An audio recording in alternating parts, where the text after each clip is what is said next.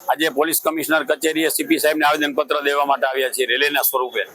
આજે રાજકોટમાં ટ્રાફિકની સમસ્યા બહુ જ છે, લોકો ટ્રાફિકની સમસ્યાથી ત્રસ્ત છે અને ટીઆરબી જવાન હોય, ટ્રાફિક પોલીસ વાળા હોય એ ઉઘરાણા કરવામાં વ્યસ્ત છે। રાજકોટમાં 7 દિવસમાં 7 એક્સિડન્ટમાં મૃત્યુ થયા, દિવાળી પર 7 દિવસમાં 7ની હત્યા થઈ હતી। પોલીસ સફાળી જાગી છે અને હવામાં હવાતિયા મારે છે। ખરેખર એની આબરૂ બચાવવા માટે આ બધું કરે છે। જો પહેલાથી જ્યાં કરતા હોત તો આ જીવ ન ગયા હોત કોઈના।